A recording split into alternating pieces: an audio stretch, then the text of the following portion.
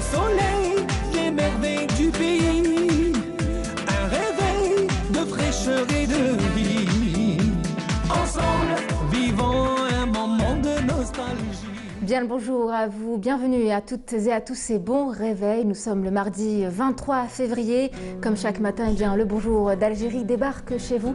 Et ce jusqu'à 10h avec toute l'équipe de la matinale qui vous a concocté un riche, joli et varié programme pour ce matin. Tout d'abord, Diawdet Gessouma qui nous parlera de Safia Ketou, une femme de lettres et de poésie, une femme de poigne qui aura marqué la littérature algérienne de par son engagement et ses nombreux récits. Aujourd'hui, journée nationale de la Casbah, ce monument historique qui trône sur les hauteurs d'Alger depuis déjà plusieurs siècles.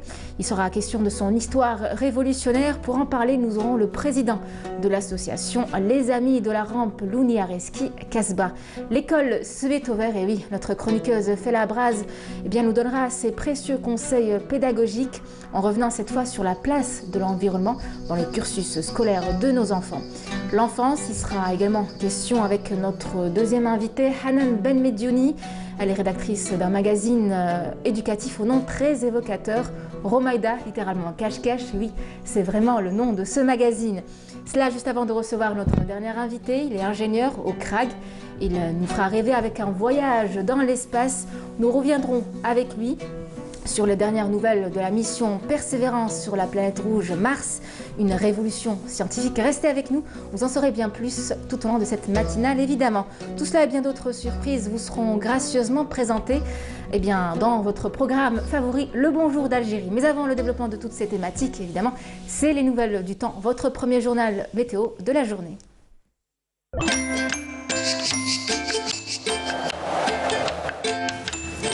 La météo vous est présentée par Mobilis. Mobilis, Aynama Kuntum. Les nouvelles du temps, c'est comme chaque lundi et mardi avec vous, Amal Haribi. Bonjour. Bonjour Nour. Comment ça va? Très bien, merci. Ça va, ça peut aller. Très bien. Alors quel temps il fera aujourd'hui? Eh bien, on aura des passages nuageux. Pas de pluie? Par endroit.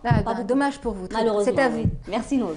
Bonjour à tous et bon réveil. Eh bien, aujourd'hui, le ciel sera marqué par des passages nuageux, parfois denses, sur pratiquement l'ensemble des régions nord, mais on aura par l'ouest quelques pluies sur les régions intérieures. Sur le centre, quelques flocons de neige, mais en matinée, sur les hauteurs dépassant les 1200 mètres d'altitude. À l'est, on aura aussi des passages nuageux avec quelques pluies parfois sous forme d'averses orageuses vers la partie ouest et des vents assez forts par contre sur les Aurès pouvant atteindre les 50 km/h. La moitié sud, on aura un temps voilé à nuageux avec quelques pluies parfois sous forme d'averses orageuses vers le Nord Sahara et les oasis, partiellement voilé sur le Sahara central et le Sahara oriental. Ailleurs, le temps restera plutôt bien ensoleillé et Météo Algérie a émis une vigilance orange concernant les vents sur les régions sahariennes, des vents qui vont atteindre parfois les 80 km/h sur les régions sahariennes. Les wilayas concernés sont le sud de Tébessa, le sud de Khenchela, Biskra, l'oued, Ouargla, nord de Gardaya, le nord d'Ilizi. Donc soyez très très prudents, la visibilité sera très réduite vers ces wilayas. On va voir les températures durant cet après-midi. Météo Algérie a prévu un minimum de 7 degrés vers Al-Bayad, 17 à Alger, 18 à Annaba également Constantine Tizi Ouzou, 19 degrés à Oran, 14 Batna, 11 degrés à Djelfa, 14 du côté de Gardaya, 18 Béchar, 23 Biskra, 25 degrés à Insalah, Tamanrasset et Janet, 27 à Tindouf, 31 à l'extrême sud et 32 degrés le maximum cette fois-ci à Ilizi. La mer aujourd'hui se montrera peu agitée sur les côtes ouest mais agitée sur les côtes centre et est avec des vents qui vont souffler entre 20 et 30 km/h sur les côtes centre, 30 à 40 km/h sur les côtes ouest de secteur nord-est et 30 à 40 km/h sur les côtes est de secteur est. On va faire un petit tour cette fois-ci vers la partie nord de l'Afrique où le ciel restera passagèrement nuageux à Tunis, Tripoli, de la pluie prévue au Caire, peu nuageux à Khartoum. Ailleurs, le soleil sera bel et bien présent. Le mercure, quant à lui, affichera 18 degrés au Caire, 19 Tunis, 21 degrés à Tripoli et Rabat, 27 à La Hayoun occupée, 34 à Nouakchott, également à N'Djamena, 32 à Khartoum et le maximum 35 degrés à Niamey. Voilà, je vous retrouve tout à l'heure, juste après le journal télévisé de midi. Et d'ici là, très très bonne matinée.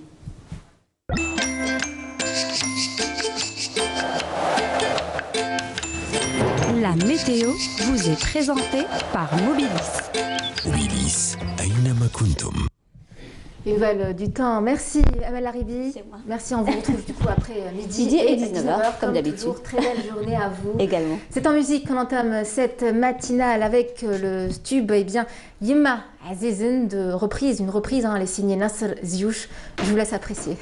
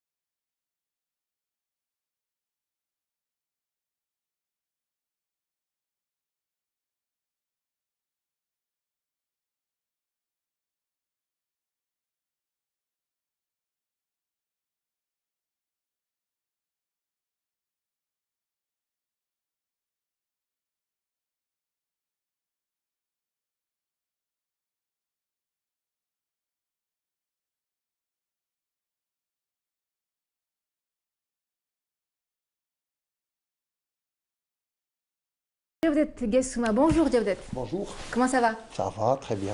Alors vous êtes venu nous parler ce matin de Safia Ketou, journaliste, écrivaine, poétesse, dramaturge algérienne, la première écrivaine de science-fiction en Algérie. Effectivement, effectivement. Donc elle est avec ce vent de sable qui nous a caractérisé ces jours-ci.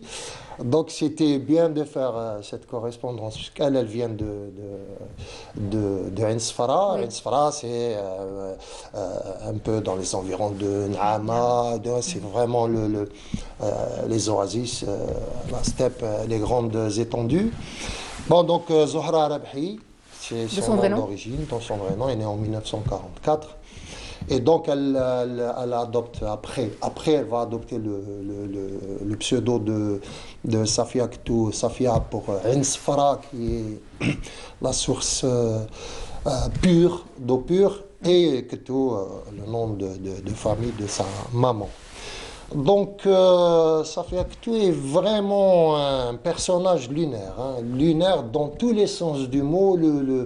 Le jeu de mots n'est pas usurpé, puisqu'elle va écrire La Planète Mauve, elle va écrire un recueil de nouvelles qui s'appelle La Planète Mauve. Qui va justement, on est en plein, c'est-à-dire héritage de ce qui s'est passé avec Apollo, l'émission Apollo, donc en 69, les premiers décollages de fusées, toutes ces choses-là. Et donc Safia Ktou va vivre quand même jusqu'à son adolescence dans sa ville Ensfara, qui est une ville très, très prolifique en intellectuel, très prolifique en poésie, très prolifique. C'est un peu comme le roi, ces oasis qu'on oublie parce qu'on est citadin, parce que on est citadophile, si vous voulez, donc on est tout le temps imbu de notre capitale, alors que bon, toutes ces régions ont donné des grands écrivains, ont donné des grands poètes, des grands poètes.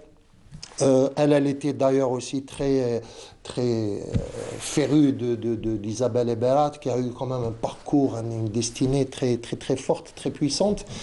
Et on va voir dans le parcours de Safia Ktou, elle va arriver à Alger, elle est un peu brimée, entre guillemets, par pardon, les conditions un peu géographiques, sociales et tout qui se passe à Ensfara, et donc elle va rallier la capitale à la fin des années 60. Et là, elle va avoir un autre parcours. Elle va être au ministère de l'Éducation, elle est enseignante, ensuite elle va être au ministère de l'Information, elle va rallier l'APS, elle va faire des missions un peu partout en Bulgarie, en Russie, elle était journaliste. Journaliste, critique d'art aussi. Amoureuse de la poésie dans tous ses états.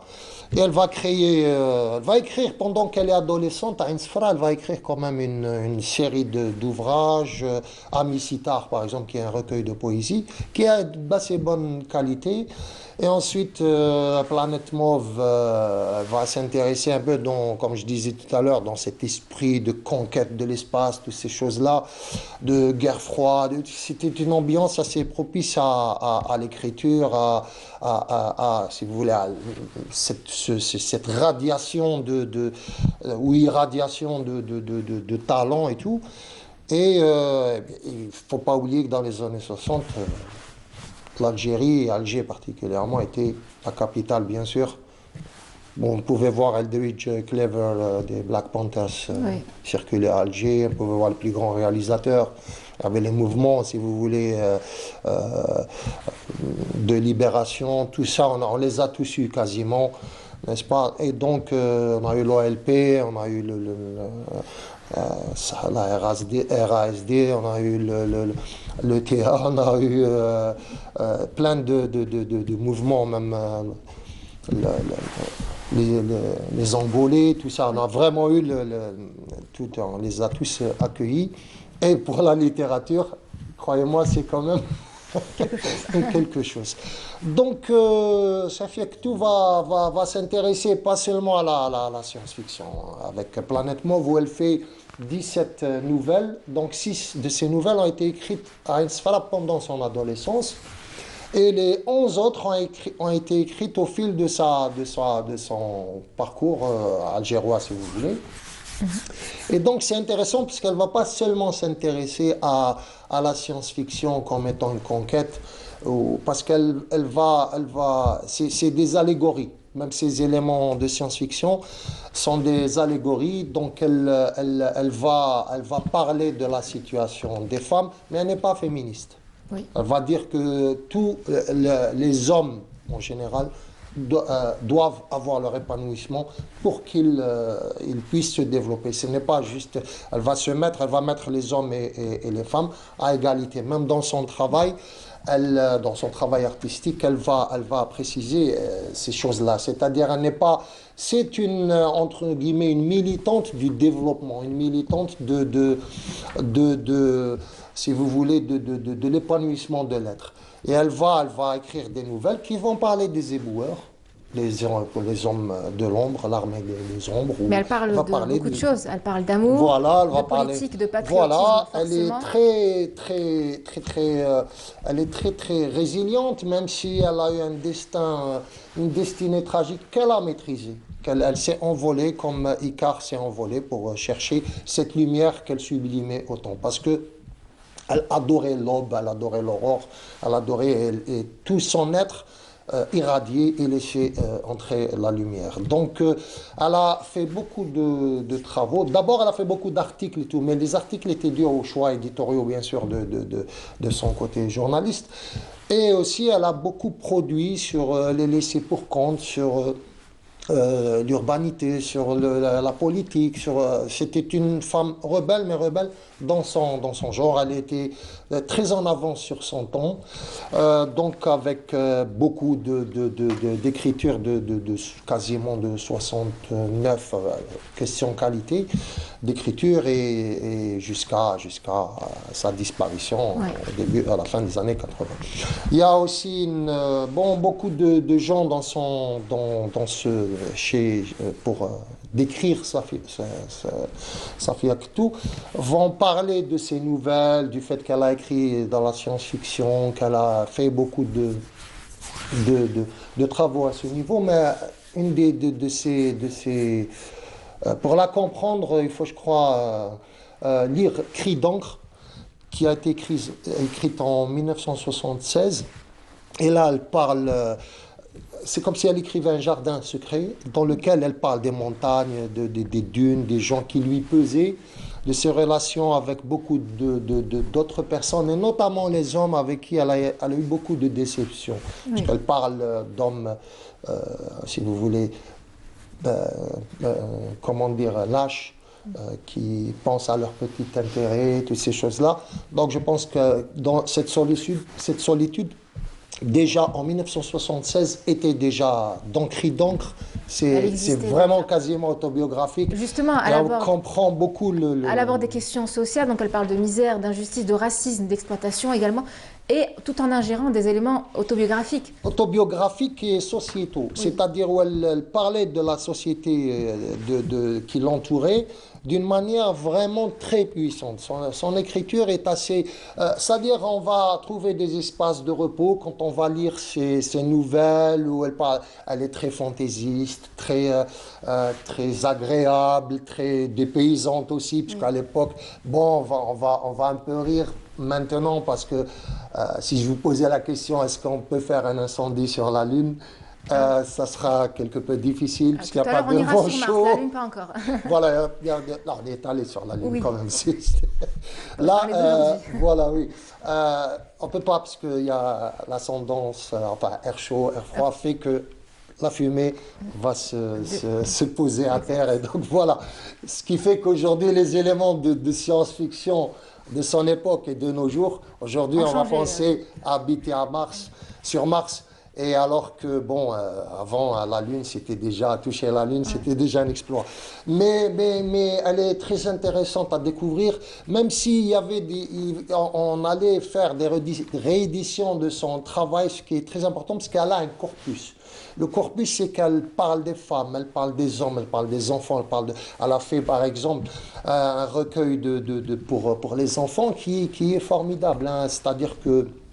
Et donc tout ce corpus, ce travail qu'elle a fait, est réédité d'une manière plus efficiente On continue à travailler sur elle beaucoup. Il y a beaucoup de gens qui s'intéressent beaucoup au travail de Safia Ketou parce qu'elle a vraiment, sur 15 années d'existence professionnelle, si vous voulez, d'écriture, elle a vraiment donné de belles choses. Donc vraiment, son œuvre mérite d'être redécouverte.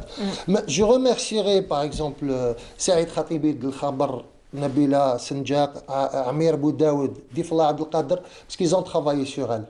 Ils ont fait un dossier très intéressant. Il y a eu aussi Nasser Abloula qui est écrivain aussi. Djilali Khalas, Khalifa Ben Amara, de Smaili, monsieur Smaili Din, Khlouf Amer, écrivain poète de Saïda, l'écrivain Khalifa Ben Amara, comme je disais, Chami Mohamed Habib, qui ont honoré cette dame par leurs travaux, et il y en a beaucoup d'autres, beaucoup d'autres. Donc il y a beaucoup de sites qui sont dédiés ou qui la mettent en valeur, notamment l'association Arc-en-Ciel, Isabella d'Ensfra et plein d'autres. Vous mettez, parce que hélas, il ne peut pas aller à chaque fois à la Bibliothèque nationale ou dans des bibliothèques spécialisées de haut niveau pour découvrir cette en tout cas, il y a une association culturelle du côté de Ain Safra qui porte son nom. Oui, aussi. Il y a même Isabelle Eberhardt, il y a Arc-en-Ciel et tout qui évoque beaucoup. Parce qu'elle est un patrimoine de Ain Safra avec d'autres qui ont vraiment honoré cette ville. Et donc, c'est très important de la redécouvrir pour son côté. Parce qu'elle n'a pas eu juste une destinée tragique. Elle a eu un parcours très intéressant dans la littérature algérienne. Et elle appartient aux écrivains fondateurs, si vous voulez, aux écrivains El Ben Haddouga, Djaoud, Tahar Outar, Zhor Onissi, Ahlam Oustranmi, Siadjba. Elle appartient à ce grand cénacle de l'écriture algérienne et c'est très important de redécouvrir des personnages qui nous ont dépaysés, qui nous ont donné plaisir à lire et qui sont restés dans l'histoire de la littérature. Tout à fait. Et puis elle est l'auteur de plusieurs pièces de théâtre. Pièces de théâtre. À la RTA, on pourrait que peut-être les artistes d'aujourd'hui puissent le mettre en valeur. Oui. Bien sûr, je vous l'ai dit, c'est un corpus, donc elle appartient, si vous voulez, au patrimoine culturel d'écriture algérien, et c'est très important. On peut trouver ces traces, elle mérite d'être rééditée vraiment, parce qu'elle nous donne, elle a cristallisé un coin, si vous voulez, très important, un pan très important de la littérature algérienne pendant une période, dans les années 60, qui est très importante, puisqu'elle porte les indices de ce qui se passait à l'époque. Elle a bien su incarner ça, et surtout dans son écriture, Safia Ketou, on va démarrer du début des années 60 jusqu'à la fin, quasiment le début des années 80, où on a vraiment tout un passage. Elle était une fine observatrice de ce qui se passait autour, dans notre société et dans le monde. Donc c'est ça la valeur de son travail, qui est aussi très esthétique, très poétique, et voilà. Merci Djawed Guessouma pour avoir rendu un hommage à Safia Ketou, ce bel hommage, une écrivaine qui a disparu bien trop tôt. Oui, trop tôt. Oui, alors, vous n'êtes pas venu les mains vides, je crois savoir que vous êtes venu avec une image qu'on va faire passer à l'antenne. Si vous pouvez nous la commenter, voilà. Un personnage qui a disparu trop tôt lui aussi, et qui était une figure de la littérature algérienne, parce que lui c'est un passeur. C'est un passeur, oui. Heureusement que sur la rue d'Idouche, il y a eu un héritage, et que sa petite échoppe continue à vivre. C'est très important. Elle est un peu mieux ordonnée aujourd'hui. J'aimais bien le désordre qu'il y avait dans son échoppe, et surtout l'odeur des livres. Du vieux livre. Je vous jure que l'odeur des livres est enivrante. Quand vous rentrez avec un mélange de poussière, d'odeur vanillée, c'était une atmosphère formidable. Ils connaissaient par cœur les livres, même s'ils étaient sous un amas Vous pouvez lui demander une revue, n'importe quoi. Il connaissait par cœur sa boutique. Hélas, la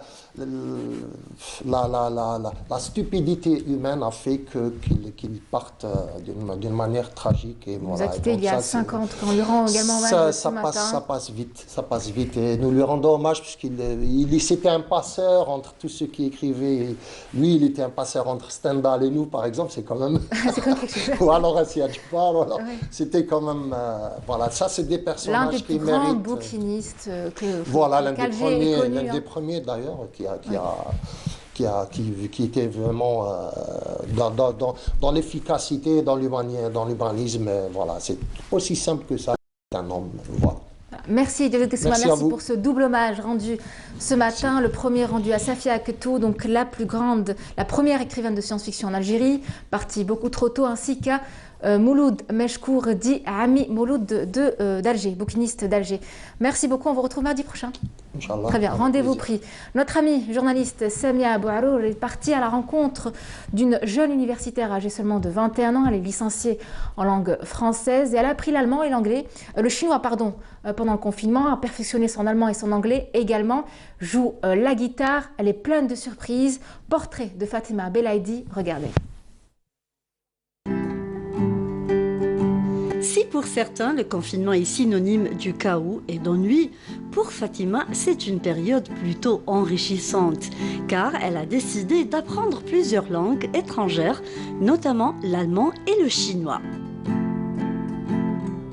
Donc, le confinement était pour moi une opportunité pour mieux m'organiser au quotidien. Je faisais des activités que j'aime bien et tout.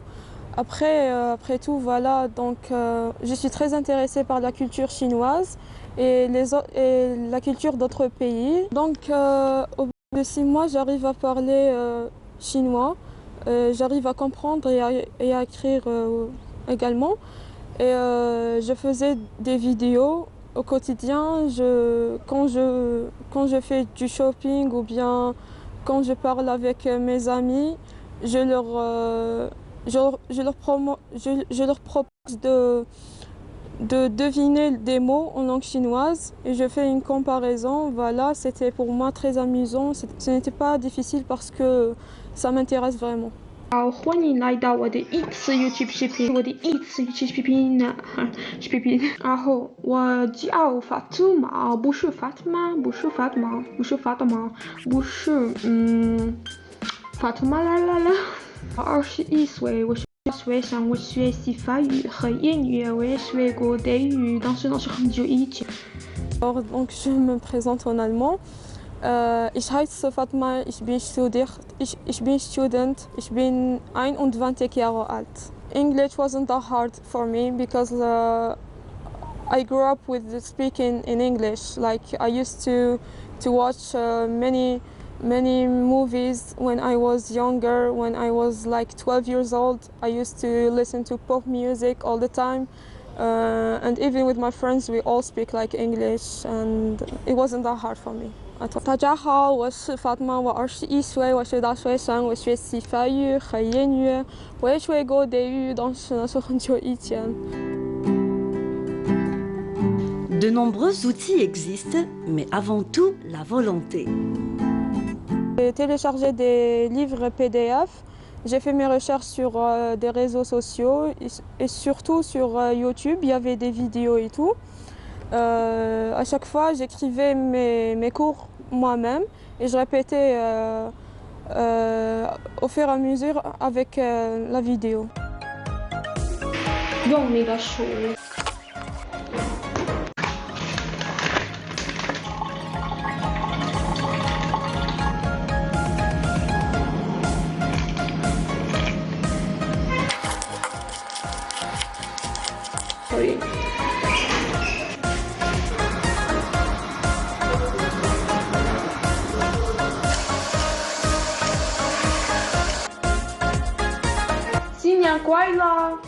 J'ai eu 90 000 vues et 14 000 j'aime sur ma vidéo, sur ma dernière vidéo, dans laquelle je parlais avec un Chinois.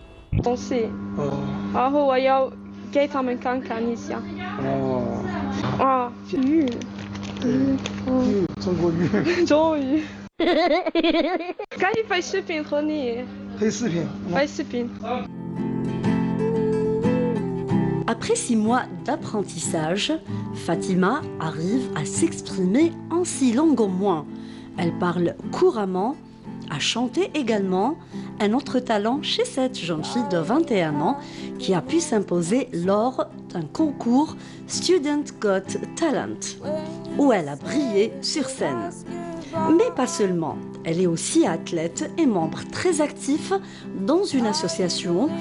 D'ailleurs, pendant ce confinement, elle était là pour s'adonner à l'aide des personnes en détresse. Je fais partie d'une association qui vient de débuter en fait. On est un groupe de jeunes âgés entre 18 et 30 ans. On est tous des universitaires. Pardon. Et puis on a réalisé quelques actions comme l'action hiver chaud. Rêveuse, ambitieuse mais surtout déterminée. Derrière son sourire très timide, Fatima cache un grand talent. Elle est juste un bel exemple à suivre. J'ai eu de la chance d'avoir une mère artiste.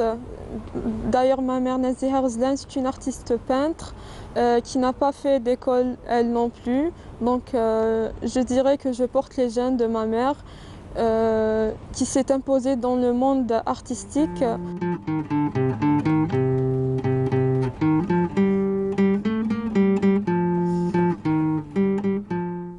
Comme quoi le confinement a aussi ses bons côtés. Beaucoup d'entre nous ont su l'exploiter, se sont trouvés des passions et les plus courageux se sont même reconvertis professionnellement. Et on accueille notre première invitée, Lounis Ait Aoudia. Bonjour. Bonjour. Comment ça va? Très bien. Très heureux de renouer avec Canal Algérie. Ah bah merci à vous d'être disponible. Nous sommes une association fidèle avec Canal Algérie, mais là, avec sa situation sanitaire, on a dû temporiser absolument. En donnant la priorité au Skype, à tout ce qui est communication. Donc c'est un plaisir et un bonheur. Plaisir partagé, monsieur Aouzi. Alors vous êtes président de l'association Les Amis de la Rampe Louni Areski Kasbah. Alors déjà pour un si grand nom pour une association, peut-être que pour nous c'est évident, mais pour ceux qui ne nous regardent pas forcément, d'où vient ce nom? Alors ce nom est le nom d'un héros légendaire, natif de Makouda, qui est venu à Alger avec sa famille, la précarité économique à l'époque, qui a habité la Kasbah. Laquelle Kasbah a fait de lui un héros de légende. Comment? C'est un fidèle d'assaut qui avait un courage d'intrépidité. Oui. Vous savez qu'il a mené des actions extraordinaires, dont l'une est restée dans les annales. Une embuscade armée au cœur d'Alger. Le gouvernement de l'époque, les services de sécurité n'ont rien compris. Pourquoi? Un impact extraordinaire. Il y avait des attentats qui étaient commis. Oui. Des attentats isolés qui étaient commis. Mais celui-là, c'est un attentat qui a été commis, une embuscade militaire, une embuscade tendue à un régiment, un groupe militaire qui passait. Et ben, c'est l'UNRSP qui a mené cette embuscade, qui a eu un impact extraordinaire. Ce jour-là, la peur a changé de camp. Oui. Pourquoi? Ça a été commenté dans tout Alger. Ça y est, c'est des embuscades militaires au cœur d'Alger. Voilà. Donc, voilà un petit peu l'histoire de l'UNRSP. Nous avions créé un jumelage entre la commune de Makouda, d'où il est originaire. Nous sommes allés à Makouda, nous avions visité sa maison natale et nous avions actuellement un jumelage entre la Kasbah d'Alger et Makouda. Très bien, donc voilà, il est évident que le nom de Louni Areski figure dans l'intitulé de cette association. Cet homme qui a un temps marqué l'histoire des révolutionnaires de l'Algérie. C'est une fierté de porter un tel nom. C'est une fierté. En effet. Absolument. Et c'est aussi cela, la Kasbah, des histoires de courage, de sacrifice de ses habitants face à l'occupant français. Absolument. C'est une citadelle de la résistance. une citadelle de la résistance qui a laissé impérissable dans le souvenir et dans la mémoire une solidarité, une mobilisation du peuple algérien qui a suscité l'admiration de la communauté internationale à l'époque. Pourquoi? Parce que pendant la Révolution, il y avait certes des maquis, bien sûr, de soutien, mais les actions qui étaient commises dans la capitale avaient un impact auprès de la communauté internationale. Et c'est ce qui était recherché. Oui. Pourquoi? Pour la bonne et simple raison que la France, à l'époque, elle avait présenté la guerre de libération comme des événements d'Algérie. Malheureusement. Ah oui. Eh bien, ça a été le contraire. C'est le contraire qui s'est produit. Tout à fait. Alors, qu'est-ce qui reste aujourd'hui de la mythique Casbah, la Casbah qui a résisté au séisme, aux bombes de l'armée coloniale française, mais on a l'impression qu'elle a bien du mal face à l'abandon. Absolument. C'est vraiment désolant. Ouais. La Casbah est avant tout une matrice civilisationnelle, une matrice d'historicité, une histoire de plus de 2500 années qui actuellement sont enfouis dans un musée à ciel ouvert à la place des Martyrs. Donc, cette matrice-là a toujours perpétué le courage du peuple algérien et surtout sa mémoire. Malheureusement, elle est dans l'état actuel. Oui. Où nous, en tant qu'association, nous n'avions pas cessé d'œuvrer dans le domaine de la réappropriation, de la valorisation du patrimoine immatériel. Je m'explique.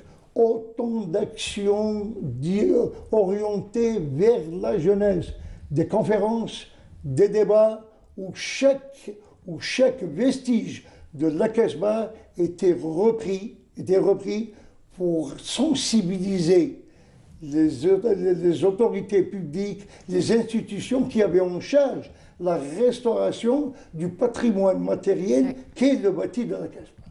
Tout à fait. Bon, c'est des actions multiples qui ont été menées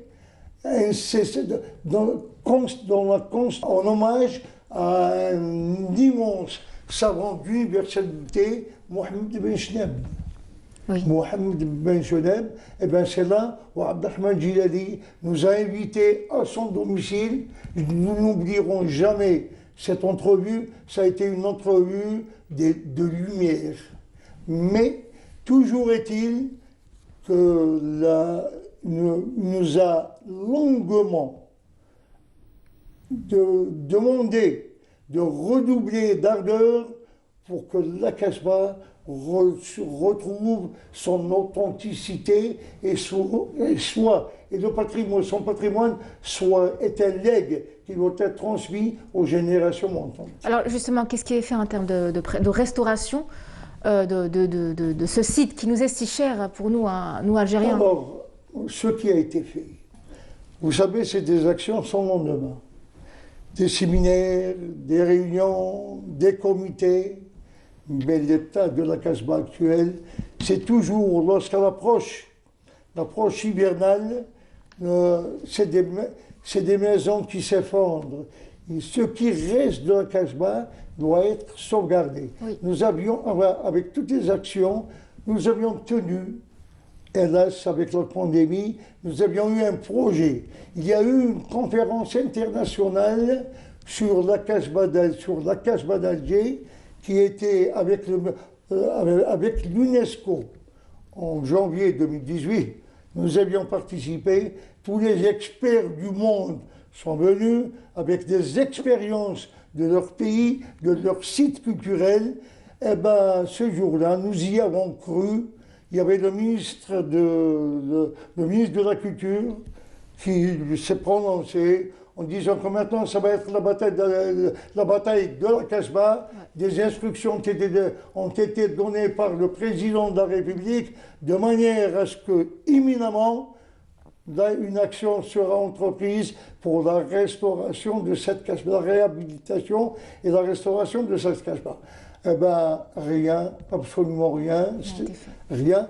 Nous avions alors, ensuite, comme ça, un événement épisodique, une année après, on parle d'un immense architecte, certes, Jean Nouvel. La Casbah, Jean Nouvel, nous y avons cru, avec l'Île-de-France, la wilaya d'Alger, tout était parti. Eh bien, malheureusement, non. Et c'est à ce moment-là que nous avions pris la décision, une opportunité. Il y a un immense architecte, fasciné par la Casbah et par son patrimoine, un immense architecte d'universalité. C'est André Ravero. Oui. André Ravero, qui a donné le meilleur de lui-même, qui a consacré des années pour le patrimoine de la Casbah et de la vallée du Mzab. Et qui lui, voilà, je vous montre, oui, a écrit une œuvre pour immortaliser la Casbah et le site créé à la ville. La Casbah d'Alger est le site créé à la ville. Donc on a des photographies, je ne sais pas si on peut faut voir, figer. avec sa compagne et collaboratrice, et Emmanuel Roche, oui, qui est là, ben, l'œuvre en elle-même a suscité un intérêt à l'échelle internationale au point où elle a été adaptée en film. Il y a un film qui a été adapté et la Casbah d'Alger, le site créé à la ville, ben, tous ceux qui ont vu ce film, nous le voyons ici, oui, vous voyez André Ravero. Nous avions organisé avec l'école polytechnique d'architecture et d'urbanisme, dont la directrice est Madame Kessab Souria, une journée pédagogique. Nous avions tout préparé avec l'association André Ravero. Il y a une association qui a été créée en France après son décès, l'association d'André Ravero, qui est présidée par sa fille. Donc, nous avions préparé une journée pédagogique avec l'EPO, en invitant le réalisateur du film, la présidente d'Aladar et un représentant de l'association d'André Ravero ici, qui est là, un architecte, un éminent architecte, Adam Nafa. Alors justement, on va regarder... Hélas, pardon, oui, je m'excuse, hélas, la pandémie a fait que ce n'est que reporté. C'était prévu pour le mois d'avril, pendant le mois du patrimoine, hélas. Ce n'est que reporté. C'est un projet qui n'est que reporté. Ce sont tous les événements culturels ou toutes sortes d'événements ont été reportés, hein, rien qu'à voir les Jeux Olympiques, voilà, tout va être reporté. En tout cas, on va regarder une courte vidéo sur l'association d'André Ravero. On s'excuse pour la qualité, c'est une très vieille vidéo. Regardez, on revient juste après.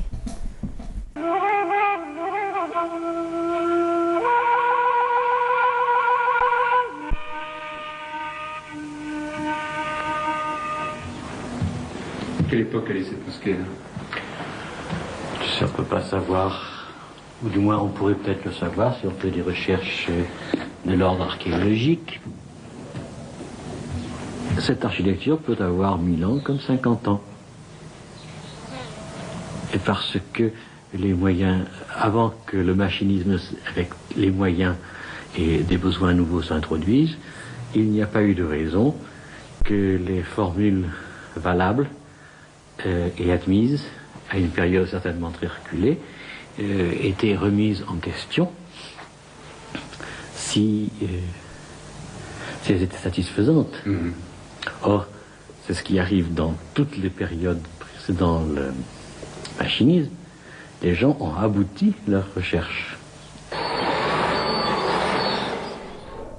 Pour ceux et celles qui viennent de nous rejoindre, sachez que nous célébrons ce mardi 23 février la journée nationale de la Casbah, que vous venez de voir, de regarder bien un extrait d'André Ravero. Donc, Ravero, voilà, donc il avait une association. Aujourd'hui, on lui rend hommage. Aladar, absolument, un grand hommage. Justement, c'était l'opportunité de son centenaire. Oui.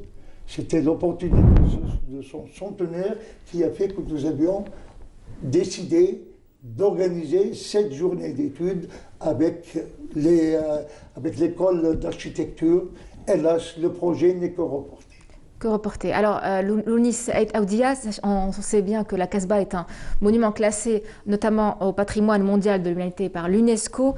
Cette reconnaissance internationale devrait tout de même aider à la sauvegarde de cet héritage et de tout ce qu'elle représente.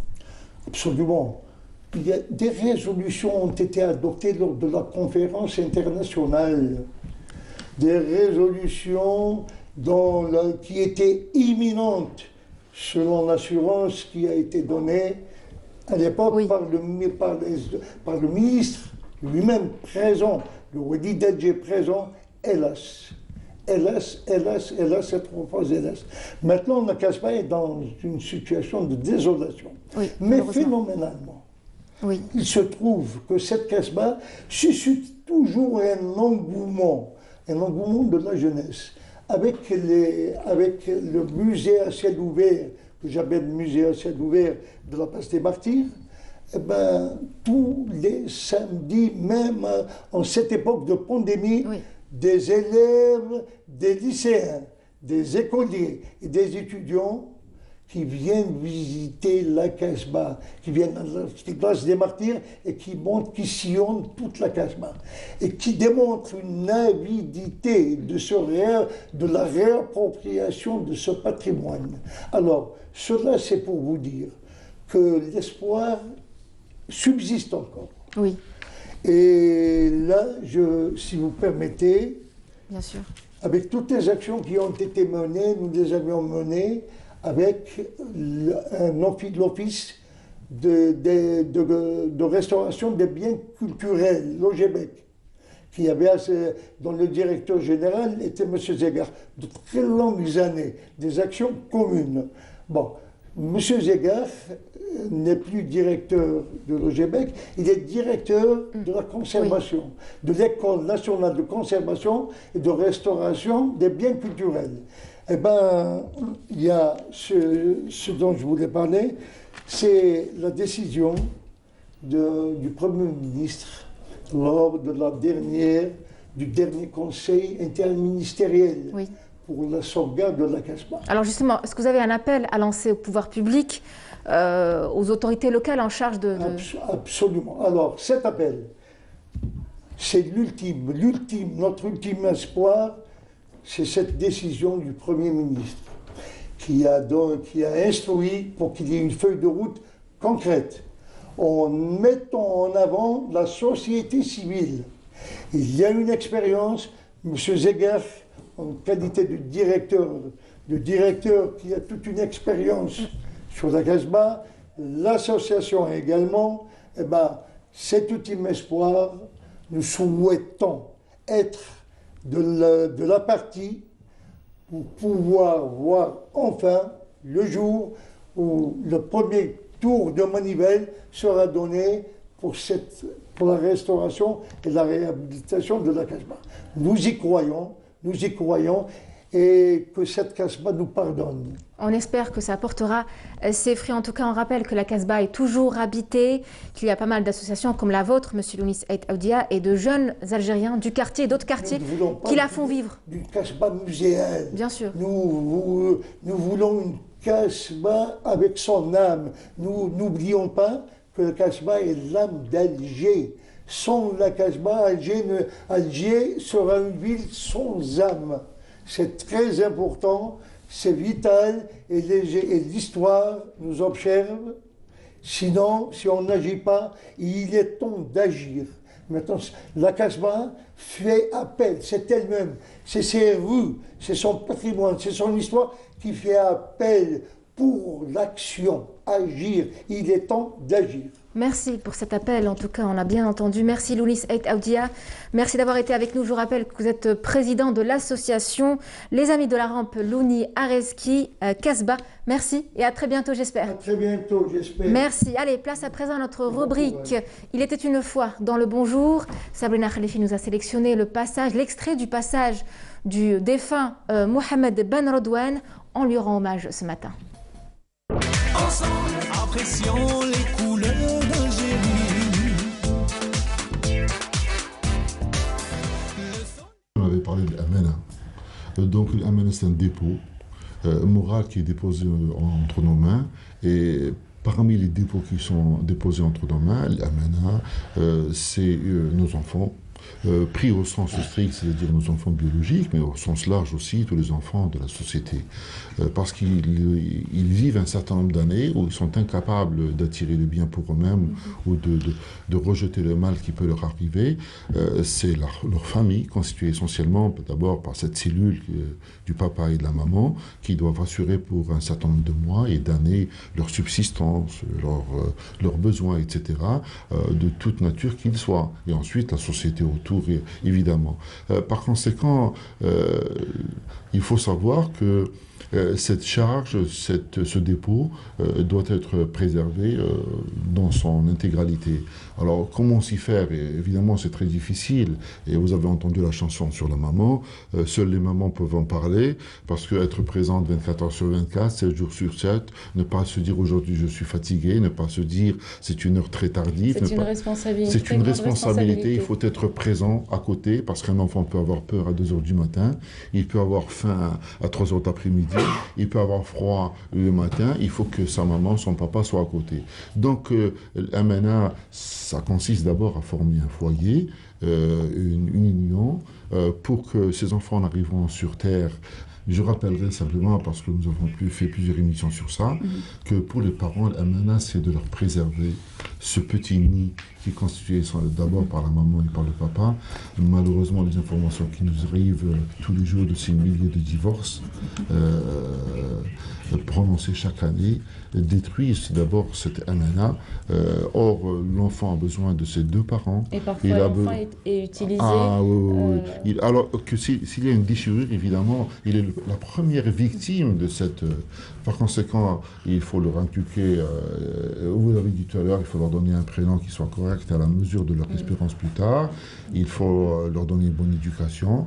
L'éducation, je le répète, parce que parfois nous avons un comportement, nous vivons dans une ère de vitesse. Il faut... l'éducation, c'est pas l'affaire d'un jour. Oui. C'est un accompagnement de toute une vie. Place à présent notre rubrique, votre rubrique pédagogie avec Fela Abraz. Bonjour. Bonjour Nour. Comment ça va? Alhamdoulilah, merci. Merci d'être parmi nous. Alors vous êtes venu nous parler ce matin de l'initiation, l'éducation de l'environnement à l'école, donc qui traite de la relation entre l'homme et son environnement. Après tout, Fela, ça commence dès le jeune âge. Dès le jeune âge, en fait, quand tous les paliers sont concernés, les élèves du primaire, du moyen et puis du secondaire au niveau des lycées.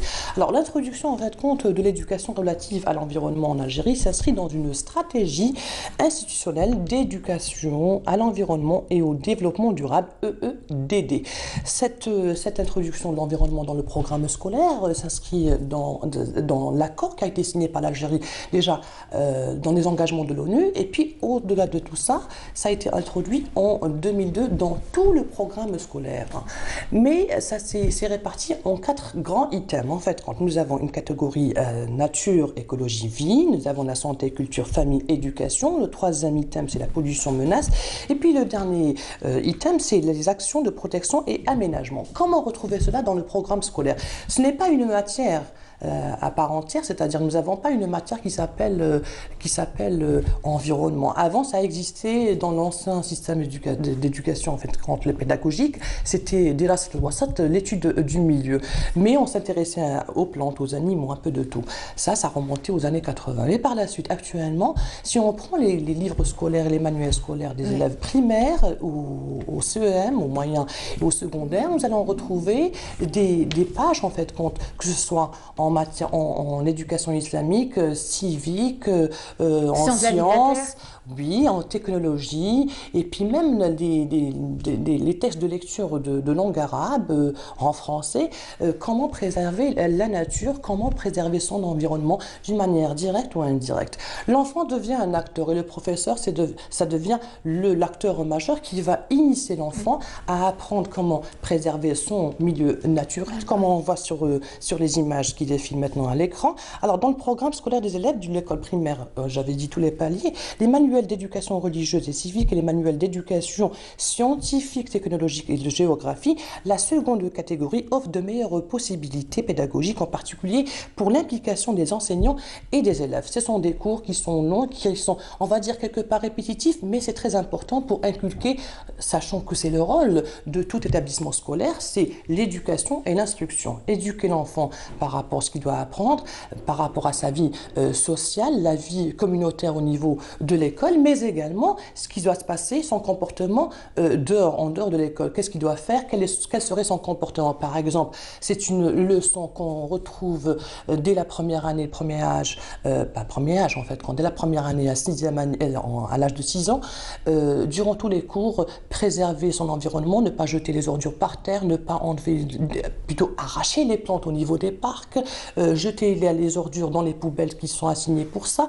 Tout cela fait partie de la protection de l'environnement, et puis préserver l'eau, ne pas gaspiller, tout cela également fait partie de l'éducation pour préserver l'environnement, je répète, qui rentre dans le cadre de la convention signée entre l'Algérie est signataire des résolutions de l'ONU, mais également d'une convention signée entre le ministère de l'Éducation nationale et le ministère de l'Environnement. Alors ça c'est la théorie, mais qu'en est-il de la pratique? Qu'en est-il du passage difficile de la théorie à la pratique?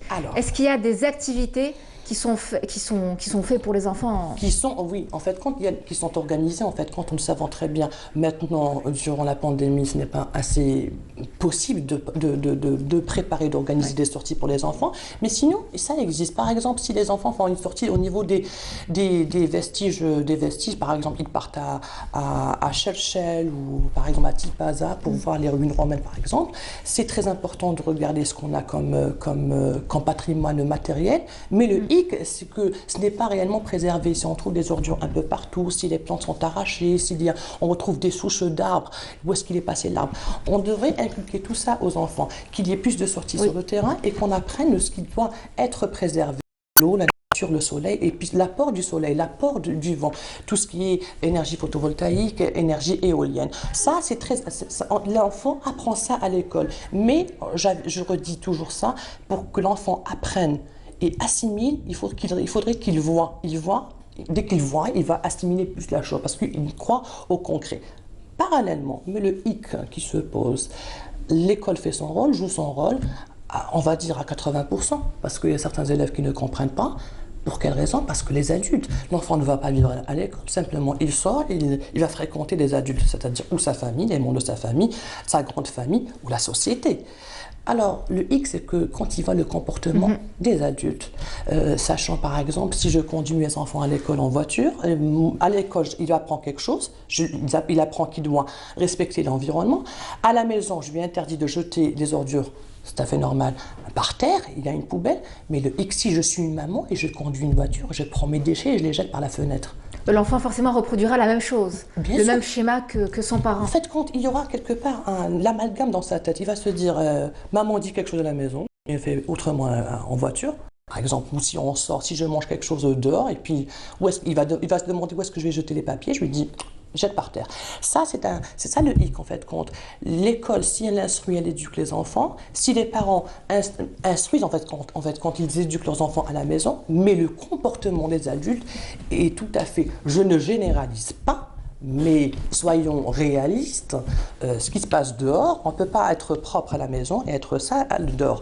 L'environnement, c'est l'affaire de tous. Ce n'est pas mon affaire à moi, ni vous, c'est l'affaire de tous. Tout enfant, si on lui apprend les bonnes manières dès son jeune âge, que ce soit à la maison, à l'école, et puis dans la société, on donnera un bon résultat par la suite. On va amoindrir les catastrophes naturelles, le réchauffement climatique, le gaspillage de l'eau qui est très important et le respect de l'arbre. L'arbre donne de l'oxygène, c'est bon pour nous-mêmes et puis c'est bon pour les animaux, qu'il y ait un écosystème et on va garder un climat sain et stable pour nous, qu'il y ait un respect des 4 saisons.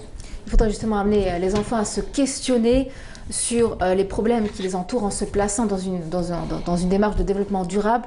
Et ça commence à l'école.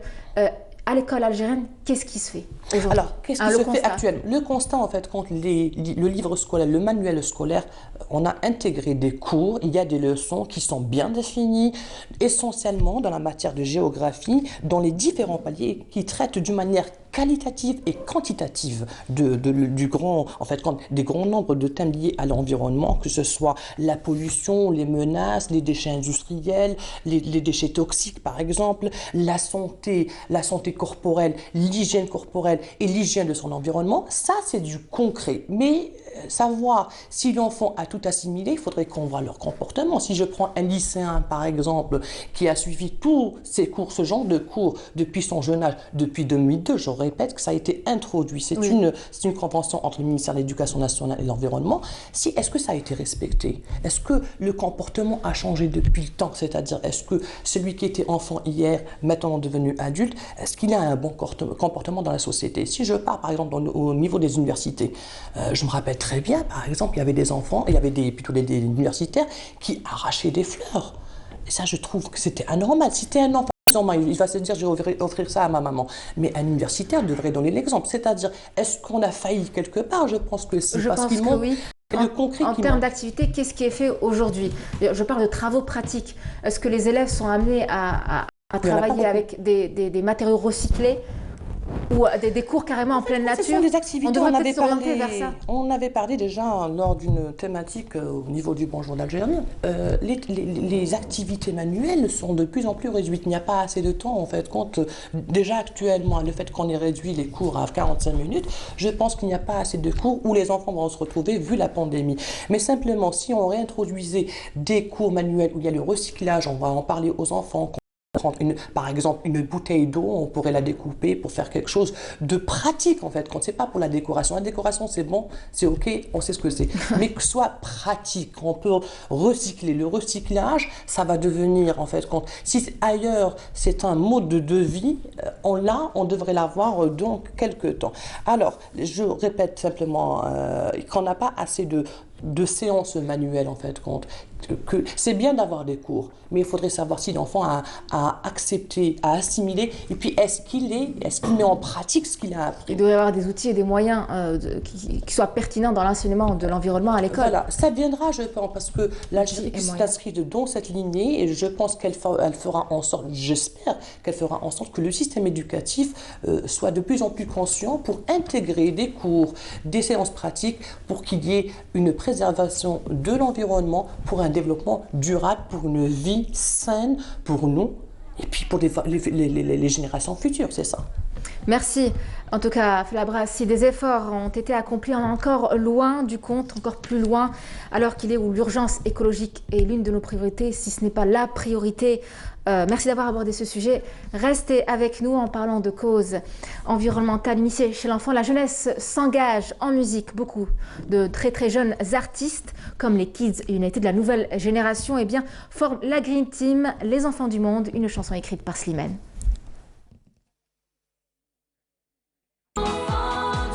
Green Team, les enfants du monde. En tout cas, si la jeunesse peut représenter une lueur d'espoir, on se demande quel monde va-t-on laisser aux prochaines générations, à la prochaine génération qui arrive.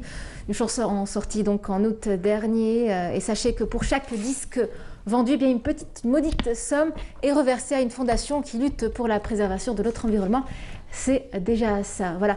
Felabra, alors l'apprentissage passe aussi par la musique. Bien sûr, on l'avait dit la dernière fois, pour retenir quelque chose, il faudrait qu'il y ait un air, une mélodie. On va tout retenir, on va tout comprendre, on va tout répéter, mais le plus important, c'est la compréhension. Tout à fait. Alors, on aimerait bien que vous nous décriviez, grosso modo, rapidement, D'accord. Alors, ouvrages. Je dirais d'abord que, notamment, il faudrait former les enfants à l'éco-citoyenneté, c'est-à-dire développer chez les élèves des attitudes de comportement responsables face à la protection et la valorisation de l'environnement pour un développement durable. Si on prend par exemple le livre de première année moyen de la langue arabe, nous allons voir qu'il y a un cours sur la nature, at-tabi'atu, et puis le texte qui est là pour le langage, en fait, pour toutes les règles grammaticales. Fil Rabat, par exemple, ce texte-là, il parle quand c'est pour la langue arabe, mais on prend ce texte-là, parle comment préserver son environnement, comment préserver la nature, comment préserver les nids pour ne pas abattre les arbres, par exemple, pour ne pas arracher les fleurs, pour ne pas piétiner le gazon. Si je prends, par exemple, le livre de première année CP, première année primaire, de langue arabe également, où tout est assimilé, c'est-à-dire qu'il y a Tarbiya Islamiyya, il y a l'éducation l'éducation civique également. Et là, par exemple, il y a des cours où on parle fil hadiqat al-manzil, par exemple, dans le jardin de la maison. On parle le respect des plantes, le respect des fleurs.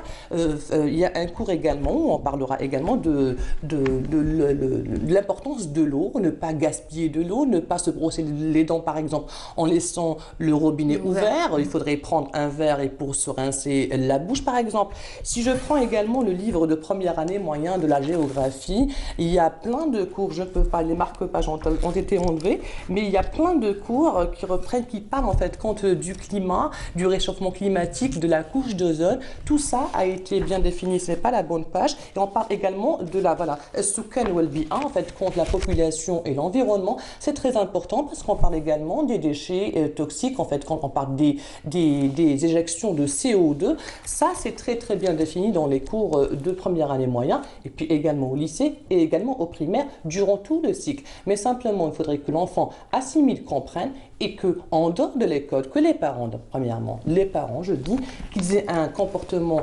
rationnel, un comportement responsable pour que l'enfant comprenne ce qu'il a appris à l'école, où il est éduqué et instruit. Il faudrait là justement, Felabras, que les élèves comprennent justement, comme vous le disiez, le but de l'apprentissage au développement durable et qu'ils y apportent un réel intérêt. C'est la valeur ajoutée en fait. Si l'enfant d'aujourd'hui deviendra, à chaque fois je le redis, c'est l'adulte de demain. Il faudrait qu'il apporte une valeur ajoutée par rapport à son instruction et son éducation. Il faut que les parents corrigent à la maison, à l'extérieur, et puis que l'enseignant joue son rôle. Il est là pour faire comprendre aux enfants. S'il ne comprend pas ce que c'est le cumulus nubulus, par exemple, s'il ne comprend pas ce que c'est certains termes scientifiques, il doit vulgariser, simplifier pour l'enfant, que le message passe. Une fois qu'il est assimilé, l'enfant reverra, il va revoir son comportement. Et plus important, pourquoi ne pas lancer des activités en fait concurrentielles entre les classes pour les enfants. Oui, ludique entre les enfants, des classes par exemple, leur donner l'occasion de trouver, de chercher comment préserver déjà son environnement direct et indirect, là où il vit ou là où il circule. Et puis ce sera un concours et puis ce sera un challenge, chacun va apporter un plus, une valeur ajoutée et aura le comportement idéal. Merci beaucoup Felabras, merci d'avoir été avec nous et d'avoir apporté toutes ces précisions quant à l'éducation, l'initiation de l'environnement dans le cursus scolaire des enfants. On vous retrouve mardi prochain. Inch'Allah. Très bien, rendez-vous pris. Maintenant, avant de recevoir notre dernier invité qui nous fera voyager dans l'espace, je vous propose de suivre cette boucle d'images. On revient juste après.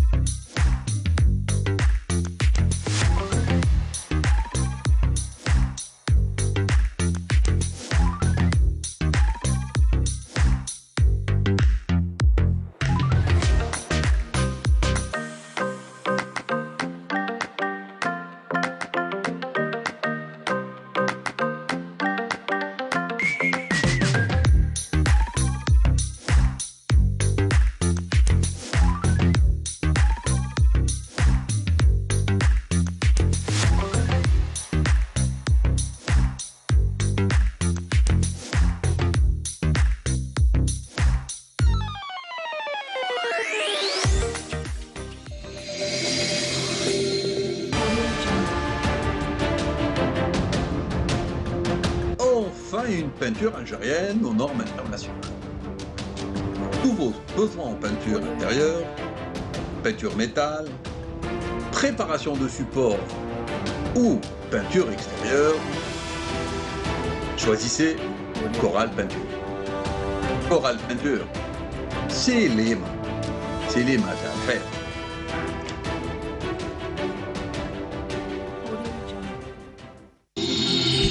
Et on accueille notre dernière invitée, Maya Saïd. Bonjour. Bonjour. Comment ça va? Ça va très bien. Alors, pour l'espace, ce sera partie remise pour la semaine prochaine. Nos deux invités sont pris dans les embouteillages. On est vraiment désolé. Ce sera que partie remise pour la semaine prochaine, on l'espère. Vous êtes venue nous parler des maladies rares. Exactement. Vous êtes architecte et fondatrice d'une association. En fait, je ne suis pas fondatrice, mais je fais partie des membres fondateurs. Et en fait, je suis moi-même atteinte d'une maladie rare qu'on appelle le syndrome d'Ehlers dans l'os. Oui. Pour contextualiser un peu, c'est une maladie génétique qui touche les tissus conjonctifs. Donc, les tissus conjonctifs, c'est quoi? Tout simplement, si on imagine un mur, les tissus conjonctifs, c'est en fait le ciment qui lie les briques entre elles. Et si le ciment est de mauvaise qualité, forcément le mur le sera aussi. Donc c'est un peu comme ça que ça se passe chez moi. J'ai un tissu conjonctif de très mauvaise qualité et comme il constitue il est dans 80% du corps, donc les atteintes sont multiples. Je me retrouve en fait avec des atteintes articulaires, gastro-intestinales, oculaires, etc. Et les symptômes principaux en fait, c'est l'instabilité articulaire. Donc je me fais des entorses, des luxations, subluxations très facilement. C'est la douleur qui est constante et qui varie en intensité et plein d'autres symptômes en fait. Voilà. D'accord. Et alors ça a été diagnostiqué, si je peux me permettre, à quel âge on peut vite apercevoir les premiers symptômes? Pas du tout en fait. Le chemin pour le diagnostic a été très long parce que j'ai commencé à tomber malade il y a exactement 9 ans. D'accord. Donc, mais j'avais des signes depuis que j'étais enfant. J'étais une personne très très flexible. Je me faisais aussi des entorses à répétition et tout, mais on disait juste que j'avais les os fragiles. Rien de plus qu'il ne fallait pas s'alarmer. Mais il y a 9 ans, j'ai commencé à développer des symptômes de façon chronique, migraine, troubles du sommeil, et ça a évolué graduellement. Et comme les symptômes généralement ressemblent à beaucoup d'autres maladies, auto-immunes, inflammatoires, etc., ça a été très difficile de diagnostiquer. On a éliminé plusieurs pistes. J'ai même eu des diagnostics par exclusion. Et il a fallu que mes symptômes soient très apparents et limite évidents pour qu'on pose la piste de ce syndrome. Et ça a été diagnostiqué il y a exactement 1 année. D'accord. Voilà. D'accord. Et aujourd'hui, quels sont les remèdes qui apportent des résultats? Alors, ce qu'il faut savoir, c'est qu'il s'agit de maladies orphelines, donc les traitements n'existent pas. Mais il existe des traitements ponctuels qui agissent sur les symptômes et qui arrivent à calmer ces symptômes-là. Il y a aussi une réadaptation dans le mode de vie, etc. Pour ma part, je dois porter des vêtements spéciaux, qu'on appelle des vêtements compressifs. Qui tiennent les articulations, qui compressent un peu. Voilà, les attelles, c'est beaucoup de rééducation, même sur le plan alimentaire, etc. Donc c'est une réadaptation au quotidien. D'accord, merci beaucoup Maya Saïd, merci de nous avoir autant fait confiance pour nous parler de vous.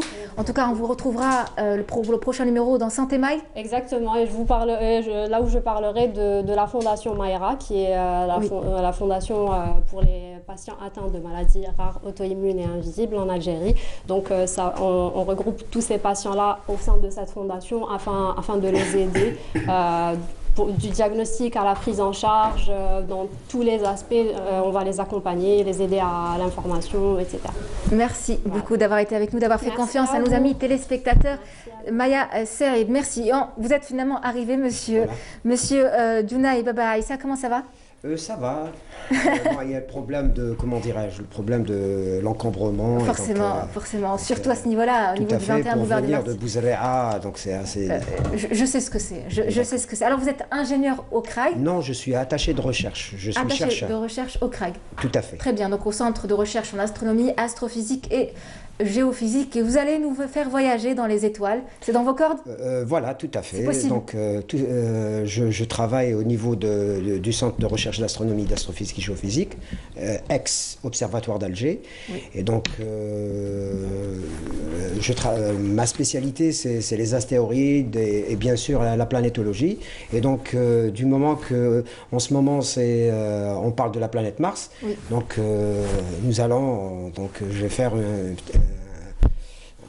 un exposé succinct de ce qui s'y passe aujourd'hui à l'heure qu'il est. Alors surtout qu'il y a beaucoup de passionnés d'astronomie qui nous regardent ce matin. D'ailleurs, nous invitons souvent le CRAG lorsqu'il y a des événements ou des phénomènes dans l'espace. Et aujourd'hui, nous allons parler avec vous de la mission sur Mars, de ce rover Perseverance.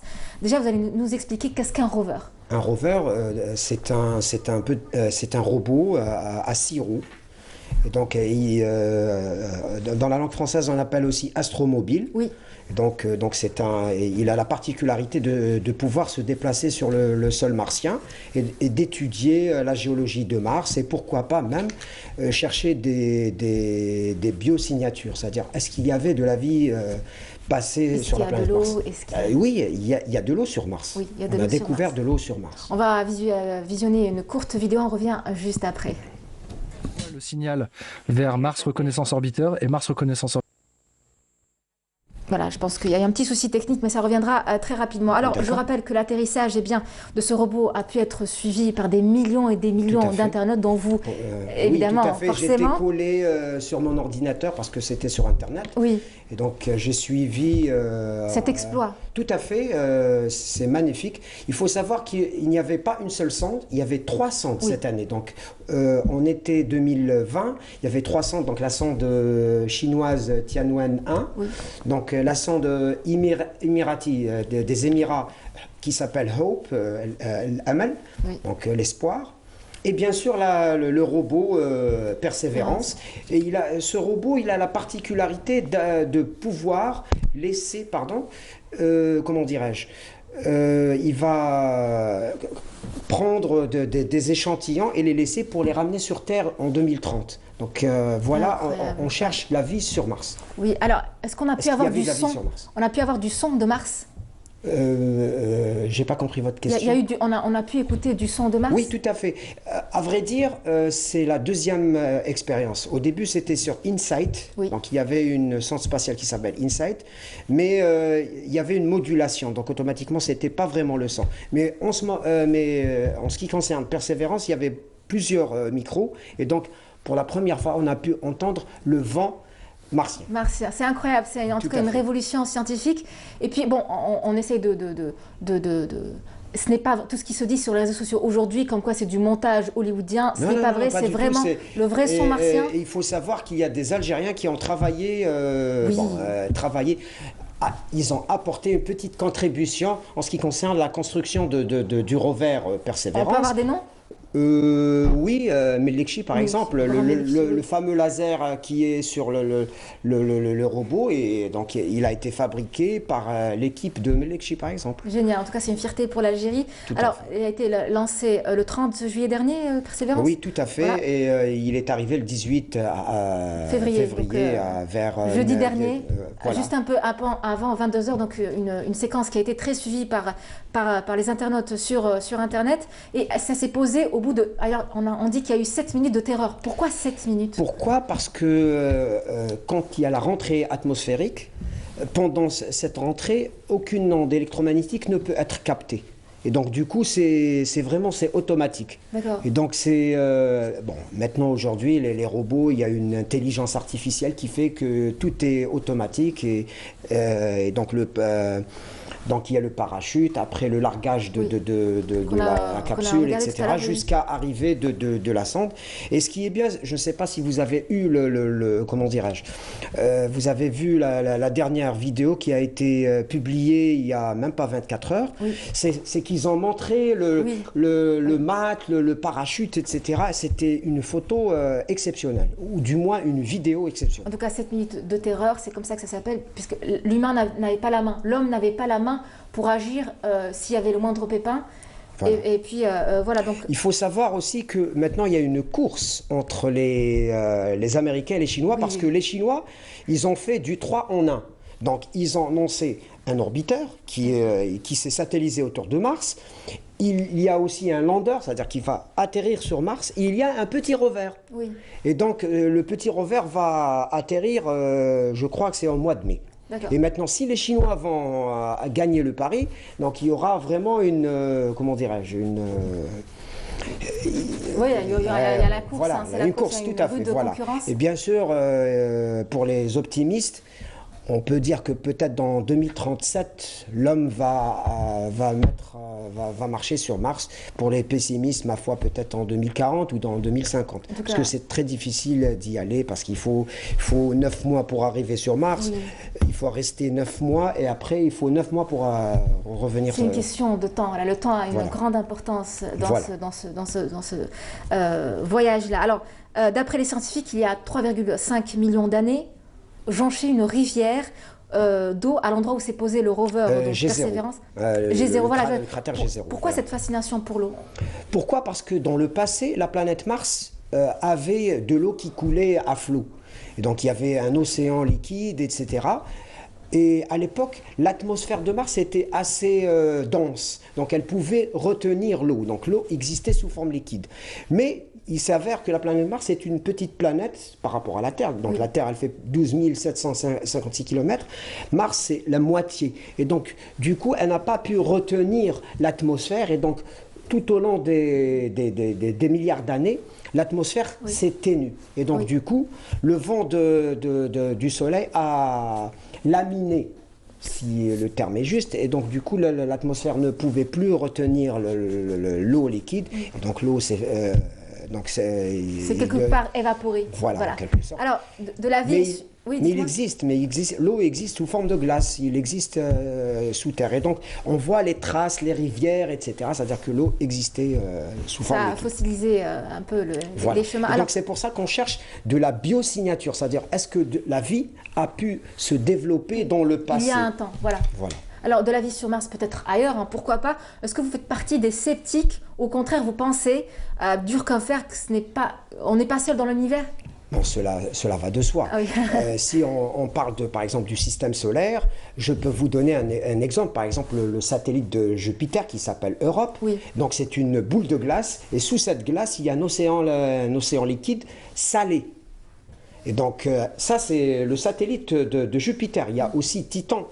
C'est un gros satellite qui tourne autour de Saturne, qui a l'atmosphère qui ressemble à l'atmosphère terrestre, mais la température, ma foi, elle est de moins 180 degrés. Maintenant, là, c'est le système solaire. Si on parle des exoplanètes, c'est-à-dire que c'est des planètes qui tournent autour d'autres étoiles, il y a, ma foi, 10 puissance 23. Oui. Et donc, c'est clair qu'on n'est pas... Bon, la question se pose, est-ce qu'on est vraiment seul dans l'univers? La question reste ouverte. Merci beaucoup, Junaï Baba Issa, merci beaucoup. Alors, on imagine que ce n'est qu'un début de preuve de l'existence d'une vie extraterrestre. Et là, je sais que je vais attirer l'attention de tout le monde. Merci d'avoir été avec nous. On pourra en parler des heures. On vous recevra très bientôt pour d'autres interviews. Très bien. Merci beaucoup. Nous arrivons à la fin de cette émission, une émission sponsorisée par Coral Peinture. Merci d'avoir été avec nous. On remercie toute l'équipe.